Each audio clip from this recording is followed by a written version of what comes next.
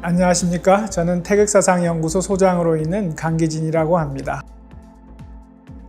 운이 좋은 사람들은 공통점이라든 그런 게 좀 있을까요? 있죠. 사람들이 이제 운이 좋아지고 싶다고 많이들 말씀하시는데 운 좋은 사람의 특징이 있습니다. 주역에 딱 한 구절로 명쾌하게 나와 있는 게 있는데, 주역에는 일단 기운과 흉운이 70대 30으로 존재합니다. 이 세상을 살다 보면 기란 일이 70%고 흉한 일이 30%니까 흉운이 닥쳤다고 너무 좀 낙담하지 마시고, 그러면 왜 기운과 흉운이 있는가, 우리가 이렇게 생각할 수 있습니다. 왜 이 하늘이 창조한 이 세상이 온통 기운만 있으면 좋은데 왜 흉운이 있느냐, 이런 의문이 생기는데, 그거에 대해서 주역이 명쾌하게 한마디로 대답합니다. 운을 가져갈 만한 사람이 가져가도록 하기 위해서 흉운이 있다, 이렇게 말합니다. 뭐냐면 정한 마음을 지닌 사람이 이기도록 하기 위해서 흉운이 있는 것이다. 정한 마음이 뭐냐, 요새 아주 적당한 말이 생겼는데 뭐냐 하면 꺾이지 않는 마음입니다. 꺾이지 않는 마음을 지닌 사람이 이기도록 하기 위해서 흉운이 있는 것이다. 흉운이 없다면 이 세상이 어떻게 될까를 생각해 보면 약삭 빠른 사람이 복을 다 가져갈 겁니다. 그렇겠죠? 만약 뭘 하기만 하면 다 기룬이라서 다 뜻대로 이루어진다 이러면 약삭 빠른 사람, 계산 잘하는 사람들이 복을 다 가져갈 거기 때문에 정한 마음을 가진 사람이 가져갈 복이 남지 않을 것입니다. 그러니까 하늘은 복을 가져갈 만한 자격이 있는 사람이 가져가도록 하기 위해서 흉운이 있는 것이다, 이렇게 말하는 것입니다. 약삭 빠른 사람, 계산 잘하는 사람들이 이거 일이 잘 안 되네 이러고 포기하고 떠나가 버린 자리에 그 다음에 정한 마음을 가진 사람, 꺾이지 않는 마음을 가진 사람들이 그 일을 마저 해서 그 복을 가져갈 수 있다는 것이지요. 그래서 흉운이 일종의 게이트키퍼로 있는 것이다, 이렇게 이해하시면 좋습니다. 운이 좋아지는 비결 첫 번째는 정한 마음을 지닐 것, 꺾이지 않는 마음을 지닐 것, 그게 첫 번째 조건입니다. 그러면 운이 좋아지는 비결 두 번째는 뭐냐 하면, 꺾이지 않는 마음하고 약간 반대처럼 느껴질 수 있는데 집착하지 말라는 것입니다. 꺾이지 않는 마음을 지닌 사람이 꺾이지 않는 마음으로 계속 집요하게 노력을 해야 하는 것이냐, 그러면 부작용이 생깁니다. 주역은 뭐라고 가르치냐면 이 세상이 음양의 균형을 항상 회복하려고 한다고 가르칩니다. 우리 우주가 가장 싫어하는 게 뭐냐 하면 가득 차는 것입니다. 주역은 가득 참을 지닌 사람은 하늘과 땅과 사람과 귀신이 미워하고 싫어한다고 나와 있습니다. 그러니까 가득 참을 지닌 사람은 결코 앞날이 잘 풀려갈 수가 없겠죠. 예를 들어 내 인생은 이걸 이루지 못하면 의미가 없다, 나는 내 인생에선 꼭 이거를 이루어야 돼 라고 집착을 하게 되면 그 집착하는 마음 하나로 가득 찬 것이 됩니다. 그렇게 사람이 가득 차게 되면 하늘과 땅과 귀신이 방해하기 때문에 일이 이루어지지 않습니다. 아까 꺾이지 않는 마음을 지녀야 한다고 했는데, 그러면 어떻게 해야 되냐? 꺾이지 않는 마음을 지니고 노력하는 게 분명히 의미가 있습니다. 그렇게 꺾이지 않는 마음을 지니고 노력하지 않는 사람이 어떤 일을 이룰 수는 없습니다. 근데 그렇게 열심히 노력을 하되 그 이루어지는 결과는 내가 꼭 이루고자 하는 그 형태가 아니라 하늘이 바라는 대로 이루어질 것이다. 제가 이걸 이루기 위해서 열심히 노력하면 꼭 이거는 아니지만 비슷한 게 이루어질 겁니다. 분명히 뭔가 이루어질 겁니다. 이루어지는 형태는 하늘에 맡기겠다, 이런 마음을 지니면 꺾이지 않는 마음과 그 낙천적인 마음이 조화를 이룰 수 있습니다. 그래서 운이 좋아지는 비결 두 번째는 낙천적인 마음을 지니는 것인데, 낙천이라는 것은 하늘을 즐긴다는 뜻입니다. 하늘이 주는 결과를 기꺼이 받아들이겠다는 마음으로 열심히 노력을 하는 사람은 일을 쉽게 잘 이룹니다. 반면 집착하는 사람, 꼭 이거 아니면 안 된다고 집착하는 사람은 온 우주가 방해하기 때문에 일이 이루어지지 않습니다. 요즘 간절히 바라면 온 우주가 도와준다, 이렇게 말하는데 주역은 반대로 가르칩니다. 간절히 바라는 건 좋은데 그 간절히 바라는 것이 너무 심해서 집착이 되면 온 우주가 방해한다. 어느 정도 내가 이루고 싶은 거에 목표를 갖고 집중을 하되 그 결과가 조금은 달라도 그냥 받아들이는 마음이 중요합니다. 그렇죠. 맞습니다. 그렇게 마음을 비운 사람은 의외로 일을 쉽게 잘 이룹니다. 우리가 주변에서 저 사람은 참 정말 일을 금방금방 잘 이루네, 이런 사람들이 그런 낙천적인 마음을 가진 사람이에요.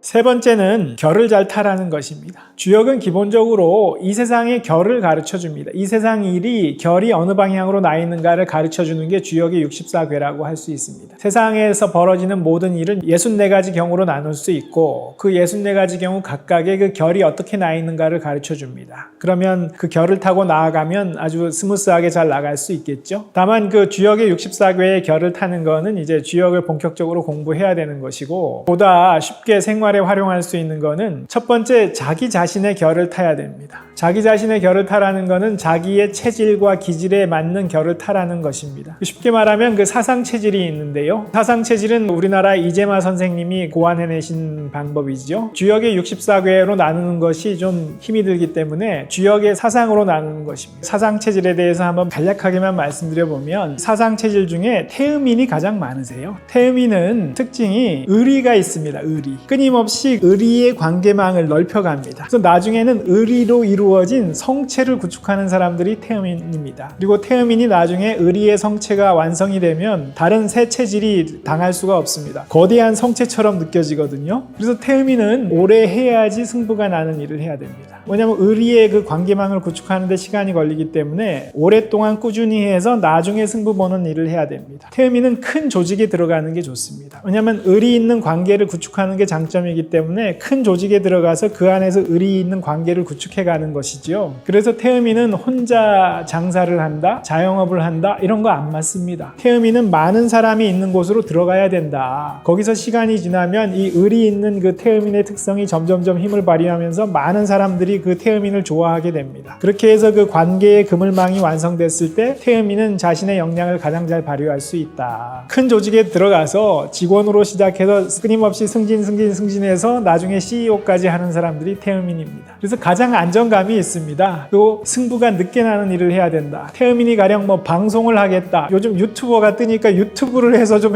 유튜브라는 거는 빨리빨리 그 승부가 나지 않습니까? 이게 시청률이 오르냐 안 오르냐 이런 거 안 맞습니다. 늦게 승부나는 일을 해야 된다. 그리고 태음인이 주의할 점이 한 가지 있는데 태음인은 의리의 강점이 있다고 했죠. 강점은 뒤집으면 단점이 됩니다. 그래서 뭐냐면 직장을 고를 때 그 일의 특성이 나한테 맞느냐, 그 일이 전망이 좋으냐 안 좋으냐를 보지 않고 그 직장에 있는 사람들이 내 마음에 드냐 안 드냐를 봅니다. 그래서 이 직장이 사실은 별로 전도가 유명하지 않고 이 업종이 별론데 이 사람들이 마음에 들면 거기 좋다고 들어갑니다. 그 사람들하고는 아주 잘 지내는데 업황이 안 좋아지면 엎어질 수 있죠. 그래서 이 태음인의 강점인 그 의리가 있다는 것이 단점이 될 수 있습니다. 자기 직장이나 구할 때 너무 사람들과의 관계만 보지 말고 일 자체가 전도가 유망하냐, 나하고 맞느냐 이런 거를 좀 보셔야 됩니다. 그 다음에 이제 태음인하고 좀 반대되는 게 소양인인데요. 소양인은 아까 태음인은 승부가 늦게 나는 일을 해야 된다고 했죠. 소양인은 승부가 빨리 나는 일을 해야 됩니다. 소양인은 끈기 있는 뒷심이 약하고 대신에 순발력이 아주 강점입니다. 두뇌 회전도 빠르고 몸 동작도 빠르고 일에 대한 대처도 빠르기 때문에 승부가 빨리 나는 일을 해야 된다. 사실 유튜브로 대성하는 사람들 중에 소양인이 많습니다. 그리고 방송으로 대성하는 사람들, 순발력이 뛰어나기 때문에 이런 사람들 소양인이 많습니다. 그리고 예를 들어 영업, 사람을 상대로 물건을 팔아야 되는 일, 그 현장에서 결정이 되죠. 그래서 뛰어난 영업맨들도 소양인이 많습니다. 그래서 소양인은 그 빠른 두뇌 회전, 빠른 임기응변의 능력을 활용할 수 있는 승부가 빨리 나는 일을 해야 된다. 소양인이 끈기 있게 오래 해야 되는 일을 하면 못 버팁니다. 그런 일은 소양인에 맞지 않기 때문에 그런 일을 끈기 있게 오래 해야 되는 일을 그런 직장에 들어가서 나 이거 참고 해야 돼. 자기 기질에 맞지 않는데 그러지 마시고 빨리빨리 승부나는 일로 딱 옮기면 아주 역량을 발휘할 수 있습니다. 그 다음에 이제 소음인이 있는데요. 소음인은 특징이 무언가에 꽂히는 사람입니다. 소음인은 무언가 꽂히는 일이 있을 때는 눈을 번쩍번쩍 하면서 엄청 그 열의를 보이고 막 날밤도 새우면서 며칠 날밤을 새우면서 집중할 수 있는데 꽂히지 않는 일은 할 수 없습니다. 꽂히지 않는 일을 하려고 하면 무기력증에 빠집니다. 그래서 소음인은 정말 직업을 잘 골라야 된다. 자기가 꽂혀서 할 수 있는 일을 골라야 됩니다. 그래서 소음인이 꽂히지 않는데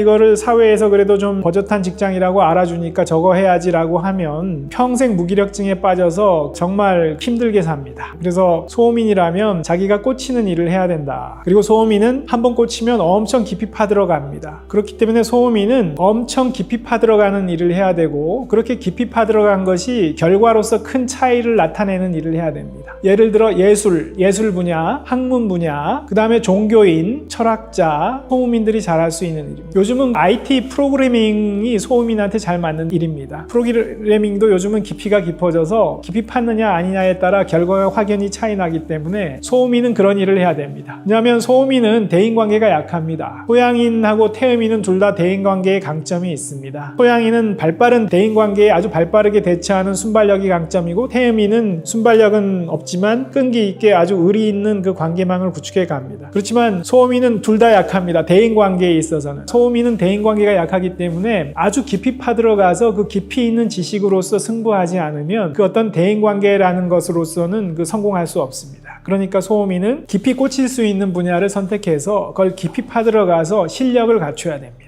그러면 성공할 수 있습니다. 그리고 소음인은 자기가 깊이 꽂힌 분야에서 무궁무진한 아이디어를 낼 수 있습니다. 아주 많은 아이디어가 풍부하다는 게 소음인이 강점이니까 자기가 꽂히는 분야를 잘 선택해서 깊이 파들어가면 무궁무진한 아이디어를 내서 그 아이디어로 성공할 수 있습니다. 마지막으로 태양인이 있는데요. 태양인은 특징이 뭐냐 하면 비전을 보는 사람입니다. 태양인한테는 그 비전이 눈앞에 선명하게 보이는 것 같습니다. 그래서 그 비전에 따라서 살아가는 사람입니다. 다만 태양인에 대해서는 인터넷에 좀 너무 편향되게 나와 있습니다. 가령 일론 머스크 같은 사람, 제가 예전에 태양인이라고 언급한 적이 있는데요. 일론 머스크 태양인 맞는데 그런 일론 머스크 같은 사람만 태양인이 아니라 예를 들어 마하트마 간디도 태양인입니다. 간디도 굉장히 신념에 투철한 분이죠. 다만 비폭력적인 방식으로 신념을 실천하려고 하신 분이죠. 오바마 대통령도 태양인으로 보입니다. 오바마 대통령도 아주 신념에 투철한 사람이죠. 그리고 당시 미국인들을 상대로 새로운 비전을 제시해서 미국인들을 열광하게 했죠. 그렇기 때문에 태양인에도 여러 부류가 있다. 다만 인터넷에 나온 태양인 얘기는 주로 일론 머스크 같은 아주 강렬한 태양인,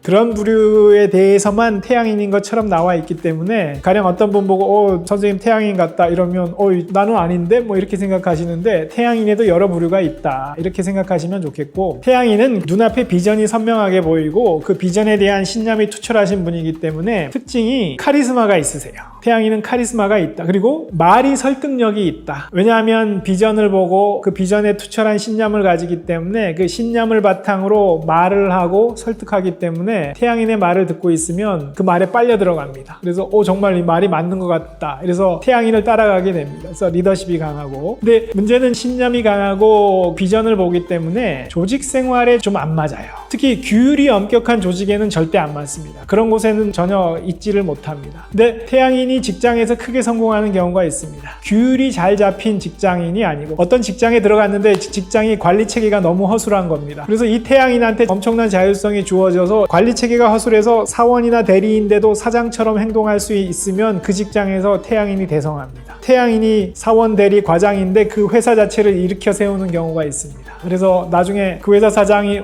너무너무 아끼는 신복이 돼서 직장에서 대성할 수 있는 것이죠. 그리고 나중에는 그 직장에서 독립해서 자기 사업 차릴 것입니다. 태양인은 규율이 강한 조직에는 맞지 않는다. 그래서 규율이 강한 조직에 있지 말고 규율은 느슨하고 자기 책임이 주어지는 조직에 들어가야 됩니다. 규율은 상대적으로 좀 희박하고 책임과 권한이 분명한, 자기한테 책임도 주어지고 그에 따르는 권한도 주어지면 태양인은 펄펄 날 수 있습니다. 아니면 독립해서 자기 사업해서 대성하는 사람들이 많죠. 요즘 IT 업계 거물들은 사실 태양인이 많은 것 같습니다. 일론 머스크만이 아니라 페이스북 창업자 저커버그, 그런 친구도 태양인인 것 같고, 아마존 창업자 이런 사람도 보면 태양인인 것 같고, 이렇게 해서 창업을 해서 대성할 수 있는 사람들도 태양인이다, 이렇게 말씀드릴 수 있겠습니다. 사상체질과 마음건강이라는 어플을 만들어 놓은 게 있습니다. 스토어에 들어가시면 있으니까 한 번씩들 해보시기 바랍니다. 자기가 타고난 체질, 기질에 맞는 방향으로 나가야 운이 좋아진다. 이게 자기 자신의 결을 타는 것이고, 두 번째는 상대방의 결을 탈 줄 알아야 됩니다. 그리고 사람이 후반생을 사는 사람이라면 응당 그 정도의 지혜에 도달해야 된다고 생각을 합니다. 상대방의 결을 탄다는 것은 내 앞에 있는 이 사람이 나와 같다고 생각하면 안 됩니다. 사람이 내 앞에 있는 상대방도 기본적으로 나와 같다고 생각하거든요. 왜냐하면 자기 마음을 기준으로 보기 때문에. 근데 사람은 서로 결이 다른 것입니다. 그래서 내 앞에 있는 이 사람이 마음이 나의 마음과 같지 않은 경우가 많습니다. 내 앞에 있는 이 상대방이 결이 어디로 나 있는가, 이걸 보고 행동을 하면 운이 좋아집니다. 주역은 사람을 크게 세 부류로 나눌 수 있다고 봅니다. 대인, 소인, 비인입니다. 첫 번째 소인은 자기 자신의 이익과 안위만을 최우선으로 행동하는 사람입니다. 대인은 자기의 이익과 안전을 넘어서서 행동할 줄 아는 사람이 대인입니다. 그런 사람 주변에 보면 있지요. 자기에게 손해가 나는데도 받아들이고 행동하는 사람, 그런 분들이 대인입니다. 그래서 주역에는 대인을 만나야 이롭다라는 구절이 숱하게 나옵니다. 내가 그런 대인과 관계를 맺고 그런 대인의 도움을 받을 수 있으면 정말 운이 좋아지겠죠. 대인을 만나는 것이 운이 좋아지는 비결입니다. 그래서 사람이 후반생쯤 되면 내 주변에 대인인 분들이 많아야 됩니다. 마지막으로 세 번째 부류가 비인입니다. 비인은 사람이 아닌 사람입니다. 여러분들 주변에도 분명히 사람이 아닌 사람이 있죠. 제 주변에 지금은 없는데 제가 인생을 살아오면서 몇 번 마주쳤습니다. 그래서 이런 비인을 어떻게 상대해야 되느냐, 주역은 한마디로 얘기합니다. 비인과는 말을 섞지 말아라. 명쾌하게 한마디로 얘기하죠. 비인과는 말을 섞지 않는 것 외에 달리 방법이 없다고 얘기합니다. 그래도 사람인데 이 사람한테 내가 사정을 얘기하면 사정을 들어주겠지. 아니면 그래도 사람인데 타 잃으면 듣겠지. 이렇고 이렇지 않습니까? 라고 합리적으로 얘기하면 알아듣겠지. 이렇게 기대하고 비인과 말을 섞으면 나중에 기가 막혀서 할 말을 잃게 된다는 것입니다. 그런 꼴을 당할 뿐이기 때문에 비인과는 아예 말을 섞지 않는 것만이 비인에 대처할 수 있는 방법이다. 이런 비인을 알아보는 건 어떻게 알아볼 수 있을까요? 첫 번째는 이 세상에 대인소인 비인이 존재한다는 생각을 가지고 있는 것입니다. 그 생각이 없는 사람이 꽤 많습니다. 제가 이렇게 지금 대인소인 비인 구분에 대해서 말씀드리면 한 30% 정도는 그런 생각을 못 하십니다. 그냥 상대방이 다 내 마음 같다고 생각합니다. 그래서 이런 분들이 비인을 알아보는 방법은 나한테 하는 말을 보지 마시고 제3자한테 무심히 하는 말을 보시면 알 수 있습니다. 왜냐하면 이 사람이 나한테 뭔가를 얻어내고 싶을 때는 나한테는 온갖 감언이설을 하는데 제3자한테 얘기할 때 그 사람의 본성이 나오는 거거든요. 제3자한테 얘기할 때 어떻게 얘기하고 어떻게 행동하는지를 눈여겨보시면 그 사람이 정말 어떤 사람인지를 알 수 있을 것 같습니다. 제가 이렇게 비인에 대해서 말씀드리면 아주 가끔은 이 세상에 비인이 어딨냐, 내 주변에 그런 비인 없다, 이렇게 말씀하시는 분들이 가끔 있으세요. 근데 그런 경우는 그분이 비인일 확률이 높습니다. 그분이 비인일 경우에는 자기 주변에 비인이 없다.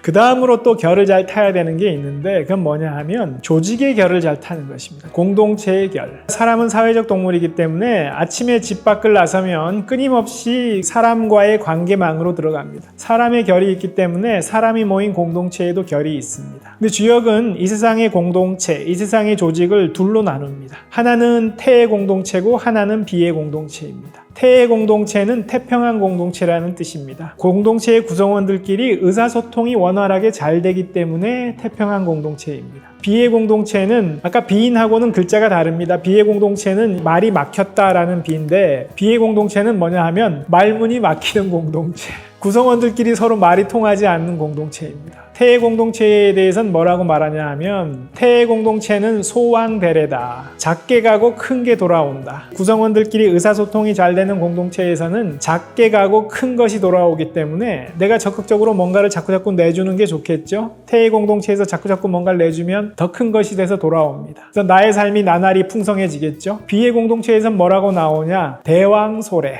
큰 것이 가는데 작은 것밖에 돌아오지 않는다. 서로 의사소통이 막혀있는 그 말문이 막히는 공동체는 내가 자꾸 뭔가를 내주면 큰 거를 내주는데 작은 것밖에 돌아오지 않기 때문에 갈수록 내 삶이 피폐하게 됩니다. 그러니까 그러지 말아라 라고 가르칩니다. 그러니까 내가 속한 공동체가 태의 공동체인가 비의 공동체인가를 알아보고 그에 맞게 대처해야 되겠죠. 내가 지금 비의 공동체에 속해 있는데 내가 비의 공동체에 속해 있는 줄을 알지 못하고 자꾸 그냥 성심성의껏 만나는 사람마다 자꾸 이것저것 내주면 끊임없이 내주는데 돌아오는 거는 별로 없습니다. 그러면 자꾸 삶이 피폐해지고 나중에 이 세상이 왜 이렇게 힘드냐, 이 세상은 정말 힘든 곳인가 보다, 이렇게 세상에 대해서 한탄을 하게 되는 거거든요. 그거는 내가 대처를 잘 못해서 그런 것입니다.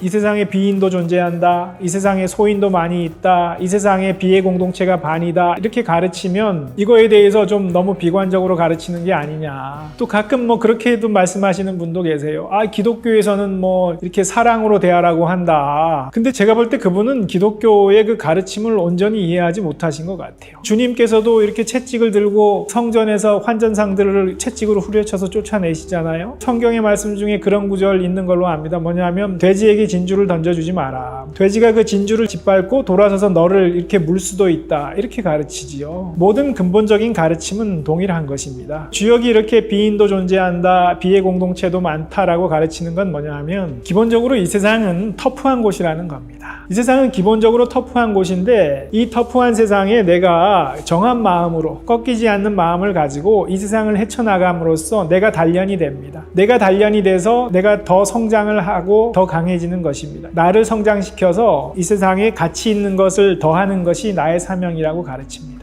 주역은 기본적으로 이 세상을 긍정적으로 바라봅니다. 결코 비관적으로 보지 않습니다. 이 세상은 정말 살만한 곳이고 가치 있는 곳이라고 가르칩니다. 다만 그렇지만 이 세상은 터프한 곳이다. 터프한 이 세상에서 나를 지켜내고 나를 단련시켜야 된다. 그렇게 했을 때 이 세상이 풍요롭고 가치 있는 세상이 된다. 이렇게 가르치는 것입니다.